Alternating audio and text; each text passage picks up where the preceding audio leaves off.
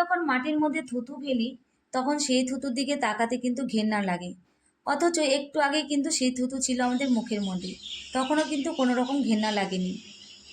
তেমনি মনের ভেতরে জায়গা দিয়ে মানুষগুলো যখন বেইমানি করে, একবার যদি তাদেরকে আমরা মন থেকে বের করে দিই, তারা যদি আবারও এই মনে ফিরে আসতে চায়, আমরা কিন্তু কোনো রকম তাদেরকে জায়গা দিতে পারি না। সুপ্রভাত বন্ধুরা, কেমন আছো সবাই? আশা করছি সবাই ভালো আছো, সুস্থ আছো। গরিবের মা লাইফস্টাইল চ্যানেলে তোমাদের আবার একবার স্বাগতম জানিয়ে নতুন একটা ভিডিও নিয়ে তোমাদের মাঝে চলে এলাম।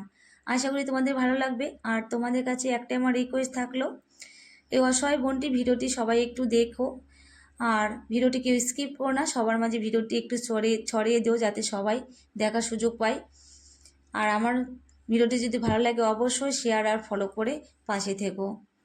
তো আজকে ঘুমে থেকে উঠতে একটু দেরি হয়ে গেছে, ঘুমে থেকে উঠে দেখি রৌদ্র বেরিয়ে গেছে, কারণ আজকে না আমি অনেক রাতে শুয়েছি, সেই জন্য সকাল সকাল উঠতে পারিনি। আর উঠে দেখি রোদ বেড়ে গেছে, আমার মাথায় হাত পড়ে গেছে যে আজকে এতটা বেলা হয়ে গেছে, আমি কি করে কাজকর্ম করে কাজে যাব টাইমলি। তো সেই জন্য কিন্তু আমি একটু দেখো সকালবেলা উঠে একটু চিন্তা ভাবনা করছিলাম আর একটু হাঁটাহাঁটি করছিলাম, বুঝতে পারছিলাম না যে আমি কি করে কাজগুলো করব। যেদিন বিশেষ করে দেরি হয়ে যায় সেদিন আমার এতটা টেনশন হয় যে আমি কখন কাজে যাব আর বাড়ির কাজগুলো কখন করব। বাড়ির কাজগুলো না করলেও তো নয়, পড়ে থাকবে বাসি কাজগুলো, আর বাসি কাজগুলো ফেলে রেখে কাজে যাবো, আর আস্তে আস্তে তো আমার বেলা চলে যাবে, 3টে, 3:30, 4টা বেজে যায়, তখন এসে আমি কখন কাজ করব, কখন কি করব। তাই তড়িঘড়ি করে কাজগুলো আমি করে নিলাম। আজকে ঘর টর কোনো রকম মুছামুছি করলাম না, ঘরের সামনে জল দিয়ে তারপরে বাসি কাজগুলো করে থালা বাসনগুলো মেজে নিলাম জলদি করে। আর সকালবেলা আজকে সিদ্ধ ভাত করে গেছিলাম, কোনো রকম তরকারি করতে পারিনি। ঘরের সবজি ছিল, পটল ছিল আর আলু ছিল, একটা সবজি তরকারি করতে পারতাম, কিন্তু সময়ের অভাবে আমি কিন্তু আর সবজি তরকারি করতে পারিনি, তাই সিদ্ধ ভাত করে রেখে চলে গিয়েছিলাম।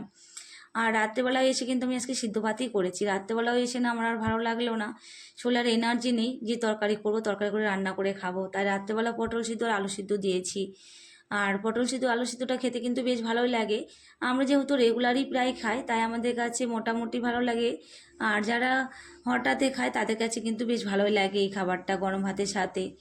আর আমি দেখো যখনই পটল সিদ্ধ আলু সিদ্ধ হোক, আমি কিন্তু একটু ভালো করে মাখারই চেষ্টা করি যাতে ছেলে মেয়েগুলো ভালো করে একটু খেতে পারে তৃপ্তি করে।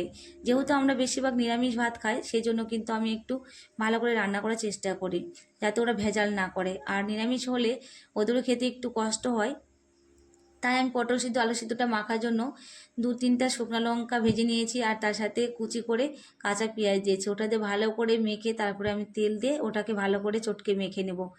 আর আজকে কি হয়েছে জানো তো, আমাদের তেলটাও অনেক হয়ে গেছে। সকালবেলাও সিদ্ধ ভাত করেছিলাম, আর টাকাও নেই হাতে, শর্ট হয়ে গেছে, কারণ মাসের শেষের দিকে আমার হাতে টাকা থাকে না কোনো রকম। অনেক কষ্ট করে আমরা এই দিনগুলো পার করি, খুবই কষ্ট করে, কি বলবো, সুদা ভাত খাই, কোনো সময় রান্নাই হয় না, মুড়ি খেয়ে থাকি, খুবই কষ্ট করে আমরা দিনগুলো পার করি। আর মাসের শেষে তো বিশেষ করে আমাদের আরও কষ্ট হয়ে যায়। তো আজকে দেখো তেলটাও আনতে পারিনি টাকার জন্য, তো যে যতটুকু তেল ছিল ওটা দিয়ে আমি সিদ্ধ মাখলাম, সামান্য একটু ছিল তাই নিয়ে আমি সিদ্ধটা মাখলাম, কারণ সিদ্ধর মধ্যে একটু তেল না হলে সিদ্ধ মাখাটাও কিন্তু খেতে ভালো লাগে না।